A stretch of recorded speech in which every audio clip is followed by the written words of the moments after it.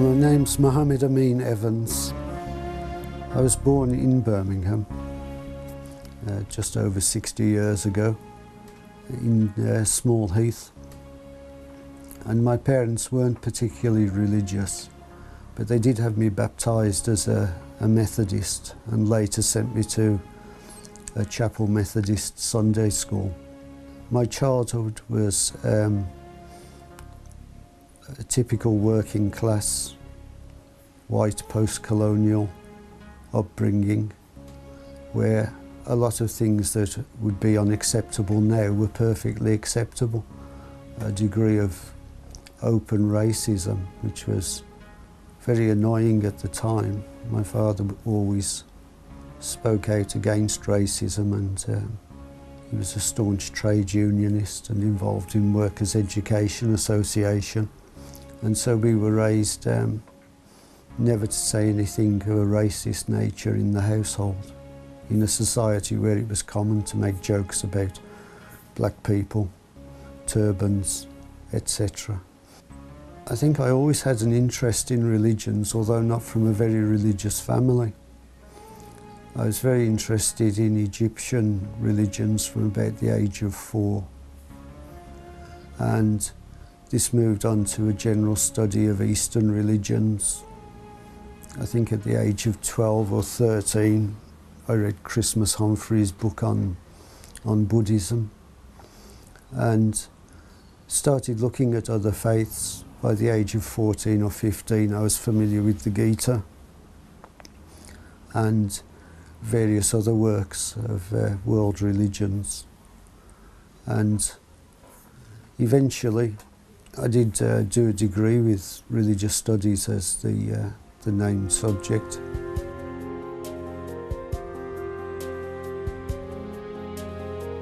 In, say, the 1960s, 70s, up into the 1980s, Muslims were not very engaged in dawah, and most of the Muslims in the UK were ordinary working people. And so if you asked a Muslim what he believed, he would tell you something like, "We believe in being good to our parents." He'd wish you salam and disappear as quickly as possible, as most people do when they're taken out of their safety zone. I think in about 1974 or 75, there were comments in the press or on television about Islamic attitudes to women. And at a friend's house, she was a Hindu lady, I borrowed her copy of the Quran to read Surah An-Nisa. And my conclusion on reading that, and this was the first Quran I'd ever read, obviously in English translation, was that the Quran was the word of God, and that, and I'm using the words I used then, Muhammad was probably a prophet. Of course, now I add glorifications and other such devices to the name of the Prophet, peace be upon him. But this was the impression in an isolated reading, and it would have been in the early 90s that I actually met a Muslim lady, and she said to me, "Well, you act like a Muslim and you think like a Muslim. Why don't you become a Muslim?" It's the switching of the lowercase and capital M's, I think. So I said to her, "I'll read the Quran, and if I don't find any problems with it, I'll become a Muslim." It's quite amazing looking back that you can approach a work like the Quran thinking that you might have problems.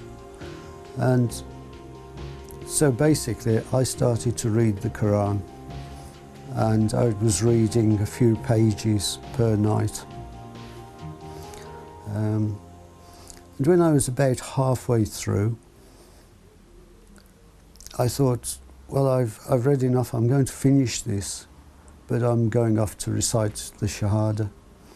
And so I went to Birmingham Central Mosque and met Dr. Naseem and the then Imam of the place, and recited Shahada.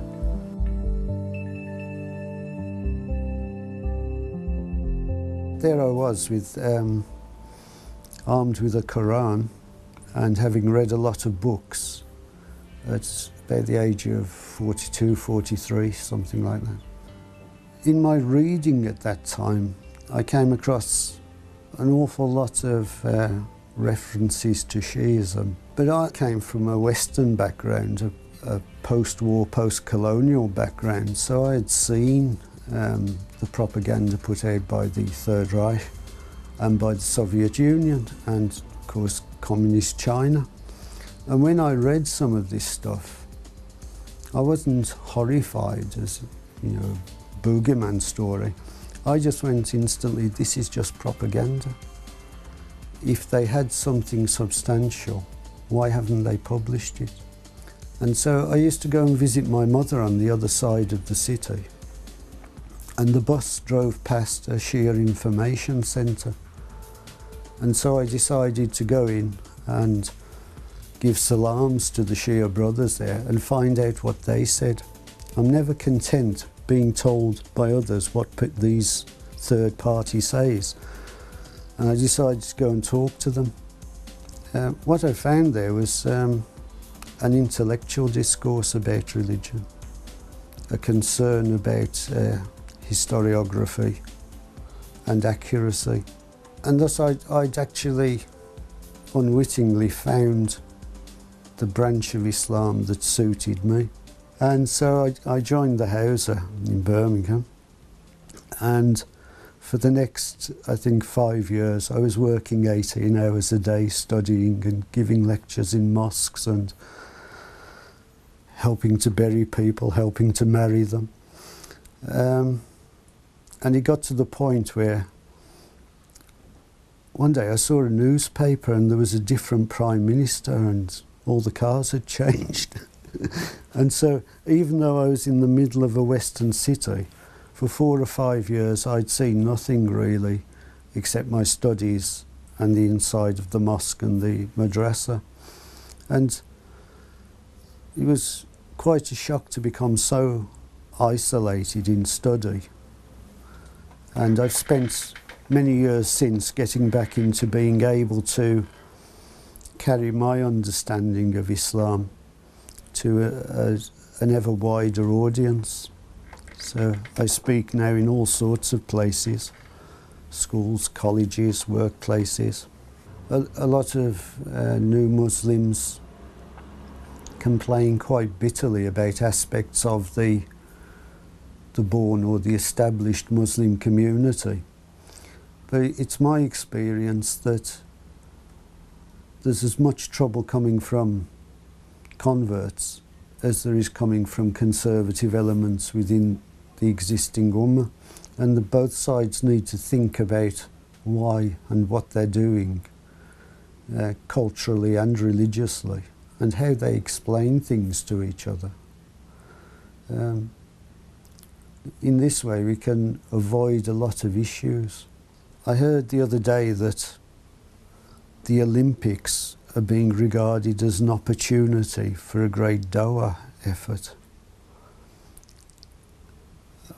I was quite amused by this, because if I were coming to see the Olympics, the last thing I would want to do is for somebody to run up with a pamphlet and saying we can save you. But I would be interested in returning to the practices of the family that raised Prophet Muhammad, peace be upon him. And I would see our dawah to actually be tabligh and to reach out as human beings and perhaps give them free bottles of water and a blessing rather than a 20-minute lecture on a street course and a free tape of poorly articulated English. But I think this is, again, whether we're living Islam or whether we're seeing it as some kind of product that we sell. I think we should live it.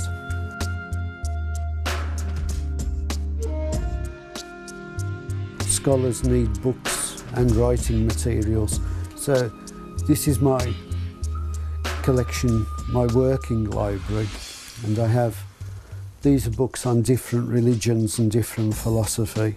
I have more general Islamic books down there and works by Ibadi scholars and various branches of Islam and on heresiography. And then books that I use in work as an Islamic scholar. So starting with Qurans, this is one of my proudest possessions. Of course I've got Sahih Muslim, Sahih Bukhari, Tahzib al-Ahkam, Man la Yadhurru Faqih, and al-Kafi. When I sit down and write something, I don't just make things up out of my head. Everything needs to be backed up with proper academic discipline in referencing so that other people can develop their thinking from it. What might surprise some Muslims is I also have some records. These are classical music and also examples of different musical religious expressions. I used to work in the music industry, or the periphery of the music industry, in the jazz world, taking photographs, and these are some of the photographs I took while I was working there. This one is of Digby Fairweather, and I sent him a copy of this print, and he said he loved it and that he was going to use it as an album cover. It's really gratifying when you do something and someone else appreciates the work you've done. The thing I carried from this into Islam is we have an emphasis on thanking people and rewarding people properly that we often forget to do.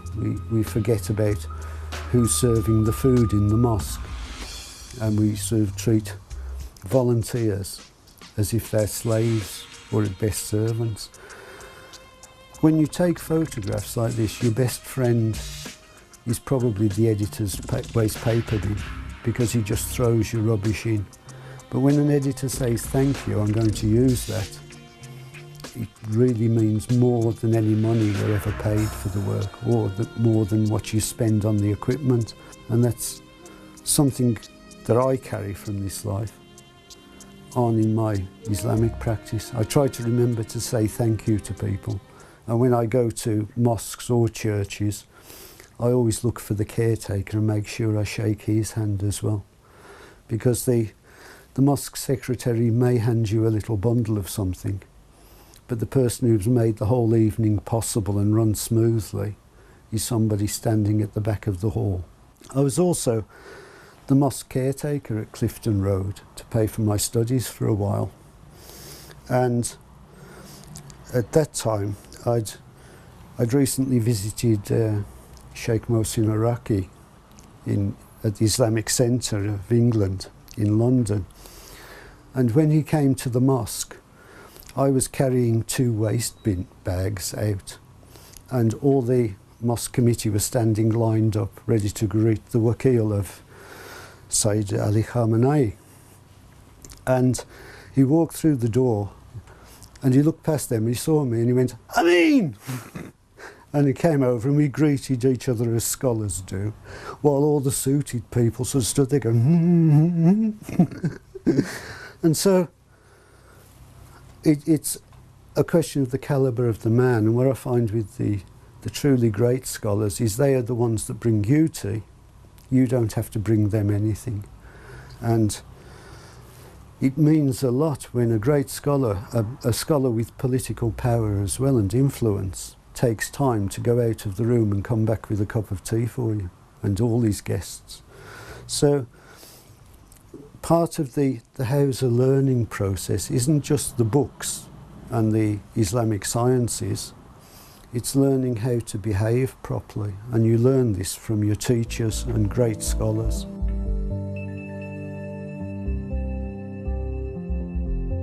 I'm standing in the car park of the Kosher Ithna Asheri community of Birmingham, and this is really the first mosque that I felt at home in. This mosque was very important to us as students because it was here in the mosque and in the Imam Bargah to my right that we learned how to deliver lectures. If I can do it at my age and with my ethnicity, anyone is capable of fulfilling their destiny, their ambition, and this is what we should be doing, learning and using it. As Imam Ali alayhi salam said, the best of knowledge is that which is manifested in the hands, i.e. doing things, and that which remains on the tongue is just rubbish. Students and communities have to apply this in everything they do.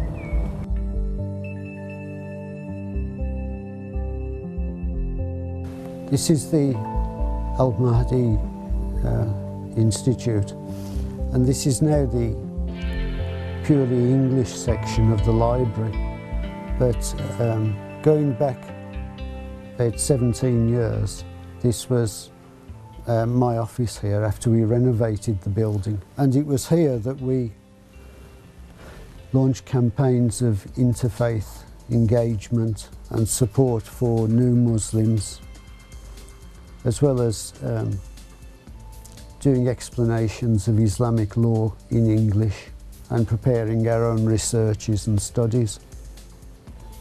So that this room was particularly important just after the events of 9/11, because I had already spent 5 or 6 years building interfaith contacts, and so as soon as it happened, I was on the phone to my friends in churches and various temples and invited them to Friday prayers at the Clifton Road Mosque, which is just around the corner. And they all came out, and we made a public display of walking around the area together, arm in arm, etc., and with local police officers, to give a message that there wasn't a threat from Muslims and there was no need for any sort of backlash. And I then spent the rest of the weekend going to church, working with interfaith groups that offer the potential for Islam to express itself truly as it is and not conform to a Western expectation of what Islam should be. My work in interfaith and in legal issues and political issues as well is to say that to be valid and to have integrity, any solutions that we as Muslim scholars put forward must be drawn from Islamic primary sources, that we are not reacting to what a Western fashion in morality or ethics says, but we return to our core values and we do what we know is right, not just what will please people around us. This is perhaps a harder path. It's very easy to flatter and please people and to say, oh, us Muslims are just like you. The truth is we are not just like other people because we put our morality and our ethics in first place and not as an afterthought in our lives. So we need to tell the truth at every opportunity. And since I'm not dependent on wages, I can tell the truth very often.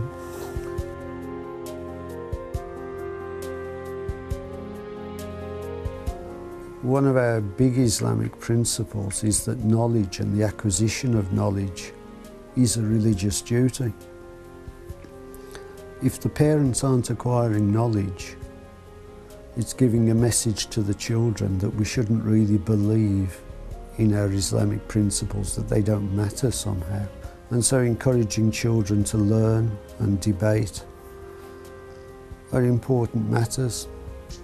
On interfaith visits, when he's available, I take my son Martin, he's 12 now, and I think he's more popular than I am.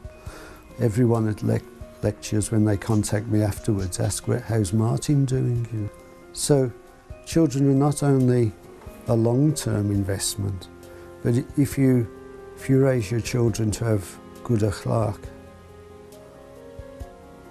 they're better than most highly trained scholars, as troops, as people who spread Islam. And I think that's what parents should aspire to do. Well-educated, healthy children. He's a friend and the dad rolled into one, so there's not much arguing between us. He usually calls me Buddy instead of my name, or he'll call me Marty. So we're quite close. He teaches me a lot about science, and he teaches me about jet engines and about religion. And like, I asked him if it was okay if I believe in evolution, and then he explained to me how it was okay for Muslims. And there's sometimes a Christian idea of creation and stuff.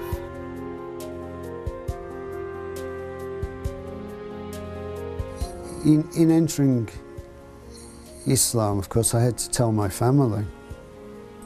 And my older brother is quite a right-wing Zen Buddhist, and he was a black belt in several styles of karate and martial arts. He just said, "Oh, okay, I always thought you would." My younger brother was okay. He said, "Well, I would, but I like wine too much." And my mother said, "Oh, don't worry, as long as you still believe in Jesus, I suppose it's okay." Other converts have had terrible experiences being disowned, thrown out of their houses. I've worked a lot with people before, during and after giving Shahada. And some of the cases are heartbreaking. What people they thought loved them, the lengths they'll go to exclude them or any mention of them from the family setting. But my family were quite wonderful. My mother, not long before she died, about a year before, she was in hospital, and Sheikh Arif and I both went to visit her in hospital, and we'd come from some official engagement, so we were in full libas, turbans, robes, bars, and we swept in there, and all the nurses jump out the way because they think we're bishops. And went up to my mother's bed, and she said, "Oh, you look wonderful dressed like that." It really was worth you becoming a Muslim. And ever afterwards then, she would say how grand I looked in all my robes and how proud it had made her feel to have two visitors turn up like that. It made her a celebrity in the ward. So we need to think about benefits. Often people try to hide their Islamic identity and be very Western. And I've always found the more I push it in a reasoned and reasonable manner, the better the response I get, where other Muslims have had bad responses. So I tend to use this as my first tactic, to declare I'm a Muslim, to declare I'm a Shiite, and that I'm speaking from that perspective.